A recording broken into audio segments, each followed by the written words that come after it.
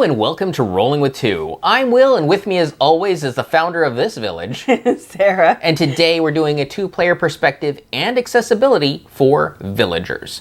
Sarah, tell us a bit about this game. All right. Villagers is a card drafting set collection game of building up a village. You'll need to get the right people in the right order to expand and become prosperous. Whoever has the most gold at the end of the game wins. So, Will, how does the game change for two players? So for two players, you're going to have to remove the 4+ player cards, which are going to be your leather and your wool cards. So you don't see any of those in the two-player game. Additionally, the setup requires you to set up 6 decks. And those are going to be acting as a timer for the game. It's 2 times the number of players. So in a 2-player game, it's 4, where every other player count is more. Yep. Otherwise, everything else is fine. There's no but. Nope. However, you do start out with a founder, and you can call him Nanaman. Yes, if you want to. Founder Nanaman. Okay. All right, so any issues with a two-player game? For the base game, this may sound weird with all the stuff that's going on. It almost plays too fast. Yeah, it just feels a little short, leaves just a little unsatisfied of, man, I started to get going, and then the game's over. Because I think most games were like 4 rounds-ish. For a two-player, For a two-player game, and it just, like, the 3rd round is when you finally start feeling like you're doing something, and you get to the 4th round and it's over. So it just slightly... Yeah, it's like, I've realized okay, the game's over? What happened? Yeah, so... And that actually felt like it happened, I think, the 2 times we played the base game, even with some extra promo stuff that was in there. Mm-hmm. I was like, I like it because it did feel like, I can play it again. Yeah. But at the same time, I was like, am I going to get a full experience if this keeps happening to me? Right. Good news is the expansion does help, but that's another video. Yes. So let's talk about what it does well for the two-player, and you have more opportunity to get the cards you want because there's just less competition. So you have a row of cards called the road, and so when you're drafting cards during that phase, you take a card. Well, you only have one opponent to take another card, so it's more likely that whatever you're trying to go for will be left. Yeah, there are some strategies that do require a number of a series of specifically named characters for it to work. And so with a two-player game and having that back and forth of not a lot of competition, you can actually see, I think, higher points. Yes, agreed, because you're able to pursue your strategy with less interference or other people trying to go for the same strategy. Right. But that's really it for the two-player experience, so let's talk about accessibility. So this is very minor, and that is not all the coins are different sizes. There's a lot of different denominations. 1s, 2s, 5s, 10s, 20s, 50s, 100s, and I might be missing one. No, that's everything. Okay.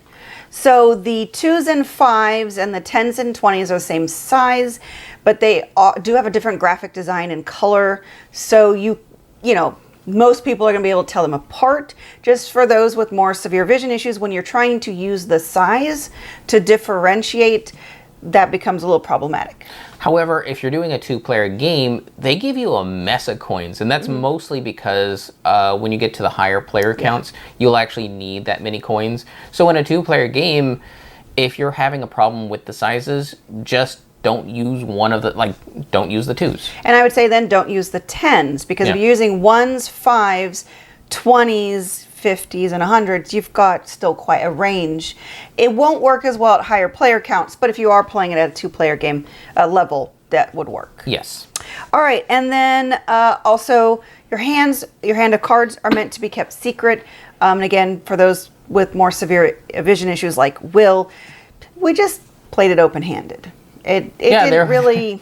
It didn't really impact the game because there's not much to affect other people's hands. I mean, it is a drafting game, but hate drafting unless you actually are going for the same strategy as somebody else. You get so few opportunities to draft cards, you're not going to waste it. Yeah, because as we said, the game is so short. Yeah. Doing that strategy only hurts you. Yes. So me knowing what Will's cards were, actually, I think it had the reverse effect where there was a point where since I knew what you had, I didn't go for what he had.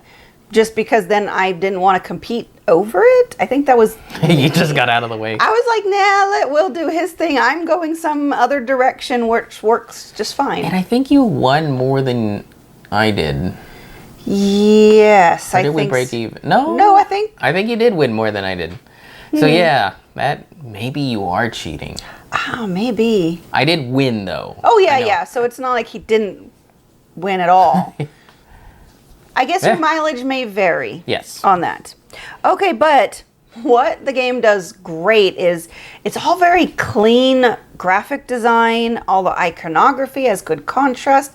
It's all very unique, and it's just, I don't know, it feels really smart in a kind of, it is minimalistic, but I mean, not in any negative way at all. It's just very clean, and I appreciate that because then it makes everything both easier. Yeah, another way it makes things easier is it puts relevant information that really is valuable to have. For example, the Cheesemaker. It's a line of cards that need to be stacked in a certain order, and 3 other villagers of different names have to go before it. Well, if you look at the Cheesemaker or anyone in that line, you actually see all the other names of the characters. Yeah. So you actually know what you're going for. It doesn't obfuscate anything where you have to have prior knowledge of the game to realize, well, if I'm going to go for this strategy, I know I need to be on the lookout for this, this, and this. But what's the other thing? Type of thing. It's all the information is right in front of you. Yeah, it really lessens the cognitive stress of learning a new game, and it makes it very accessible to new gamers. There's like the padlock and key system. If you have a card that has a key on it, it won't tell you all the named cards, but it'll say like 5. So you know that there are 5 cards that it unlocks and gains benefit from. So it's good information there. And conversely, if you have a card that's locked by something, it'll tell you you need the blacksmith. Yes.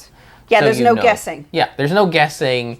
You just know that this one leads to other things, and this one needs this specific one. Right. So just smart. Very, very smart. Good information. Very much. All right, let's move on to the conclusion. So for 2 players, would you recommend Villagers? I do. It's still very enjoyable, even with it being short. It's very tactical, and you can go back and forth real well. It's very enjoyable. Yeah, for me, also 2 players definitely would recommend. It's, even though it is short, it doesn't feel like it's trying to waste my time. Oh yeah. While still trying to give me a very robust experience. Agreed. So 2 players, yes. Accessibility. Yes, because like I said, the 2 issues we found are very minor and only going to affect a very small portion of the population. Again, those with very severe vision issues. Otherwise, very smart design. Graphic-wise, very good. Yeah, another thing we didn't mention with the accessibility is they do sell a little expansion of wooden coins. Oh, yes. And they're all the same sizes. They are all the same sizes. So, well, maybe the 5s you use the wooden coin. Oh, yeah. And the cardboard you use the 5 coin. Or the cardboard you use the 2 coin. They're the same size, but you can easily feel them apart because this one's a wooden thick thing and this is a thin cardboard thing. That's true. So if you get the, what was it called? Like coin chest, I think. If you get that, then you can mix the wooden and the cardboard for full accessibility. Yes, but this is all kinds of smart when it comes to accessible. Yes. So yes, definitely recommend for accessibility. And that will do it. Sarah, what was your village name when you won? You know, I don't remember. So, the best village. And that's really what, because I won.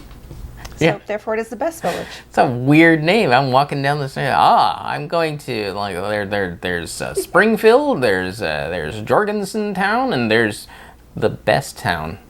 The best village. The best village. Yeah, see, you got to get it right. I don't know where she lives. But that's it for us. And why would you ever roll with just one when you can be rolling with 2? And remember, if you have any questions, comments, or concerns, you can reach out to us on the various social media platforms at Rolling with Two. That's TWO. We are on Twitter, Facebook, and Instagram. And on YouTube, please like and subscribe. And if you have time, check out the other content Nanaman has found for you, because remember, he's rolling with you.